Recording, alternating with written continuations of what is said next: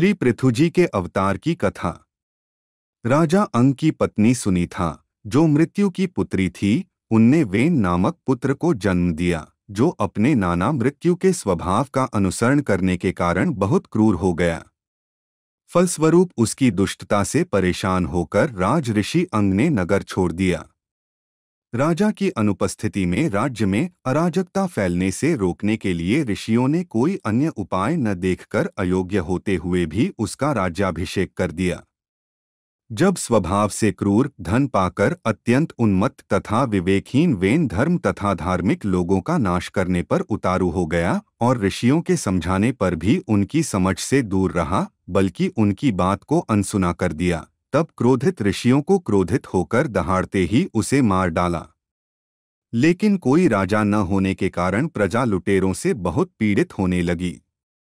यह देखकर ऋषियों ने वेन के शरीर का मंथन किया। जब पहली जांघ को मथा गया तो उसमें से एक बौना, कुरूप, काले कपड़े वाला मनुष्य पैदा हुआ और उसने पूछा कि मैं क्या करूं? तो ऋषियों ने निषिद्ध बैठ जाओ कहा, इसलिए इन्हें निषाद कहा गया। फिर जब वेंकी की भुजाओं का मंथन किया गया तो एक स्त्री और पुरुष का जोड़ा प्रकट हुआ। ऋषियों ने पुरुषों को पृथु और स्त्रियों को अर्ची नाम से संबोधित किया। श्री पृथुजी के हाथों में बिना रेखाओं के कटे हुए चक्र का चिन्ह तथा पैरों में कमल का चिन्ह देखकर ऋषियों एवं ब्राह्मणों को बड़ी प्रसन्नता हुई कि पृथु के रूप में श्रीहरि का ही अंश अवतरित हुआ है। संसार की रक्षा और अर्ची के रूप में सदैव भगवान की सेवा में रहने वाली श्री लक्ष्मी जी प्रकट हुई हैं। सुंदर वस्त्रों और आभूषणों से सुसज्जित महाराजा पृथुक का औपचारिक रूप से राज्याभिषेक किया गया। उस समय वे रानी अर्ची के साथ अनेक आभूषणों से विभूषित होकर दूसरे अग्निदेव के समान जान पड़ते थे। सभी ने उन्हें तरह तरह के उपहार दिए। इसके बाद सूत, मगध और कैदियों ने स्तुति की। ब्राह्मणों ने पृथुजी को प्रजा का रक्षक घोषित कर दिया। वेन के अत्याचारों से त्रस्त होकर पृथ्वी ने सभी औषधियों को अपने भीतर छिपा लिया था और बहुत समय बीत जाने के कारण वे औषधियां पृथ्वी के गर्भ में ही बासी हो गई थीं।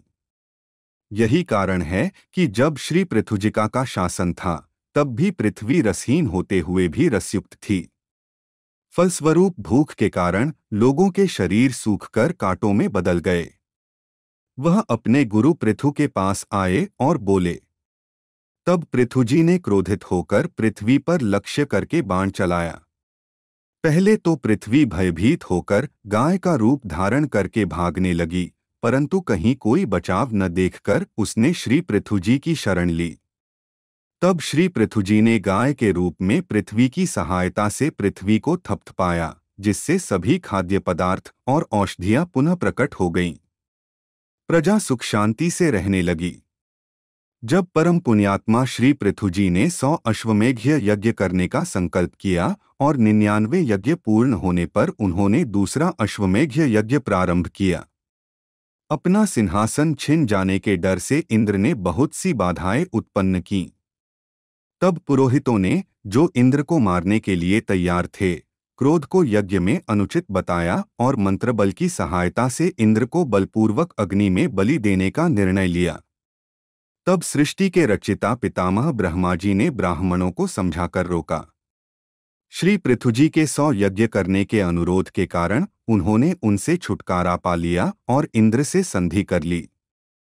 महाराज, यज्ञों के भोक्ता भगवान विष्णु 99 अलग अलग यज्ञों से बहुत संतुष्ट हुए। वे देवराज इंद्र के साथ श्रीपति जी के समक्ष उपस्थित हुए। इंद्र अपने किए पर लज्जित होकर श्री पृथु जी के चरणों में गिरने ही वाले थे कि श्री पृथु जी ने उन्हें गले लगा लिया। भगवान के दर्शन कर श्री पृथु जी प्रसन्न हो गए। आंखों में प्रेम के आंसू, शरीर में उत्साह, हृदय में अनंत आनंद का सागर उमड़ रहा था। उस समय श्री पृथु जी की यही स्थिति थी। उसने हाथ जोड़कर भगवान की स्तुति की। भगवान ने श्री पृथुजी के गुणों की सराहना करते हुए उनसे वर मांगने को कहा। तब श्री पृथुजी ने कहा, न कामे नाथ तड़प्यः क्वचिन्न यत्र युष्माचरणाम्बुत्सव महात्मन्तारहृद्यन्मुखच्युतो विधात्स्व कर्णोत्मेष में वरह जिस मोक्ष अवस्था में आपके चरण कमलों का रस महापुरुषों के हृदय से उनके मुख द्वारा नहीं निकलता, जहाँ मुझे आपकी कीर्ति सुनने का सुख नहीं मिलता, मैं उस मोक्ष की अवस्था की भी इच्छा नहीं करता। आठ मेरी एक ही प्रार्थना है कि आप मुझे 10,000 कान दीजिए, जिससे मैं आपके गुण सुनता रहूं। इस प्रकार प्रार्थना करने पर भगवान उसे अपनी भक्ति का वरदान देकर अंतर्धान हो गए।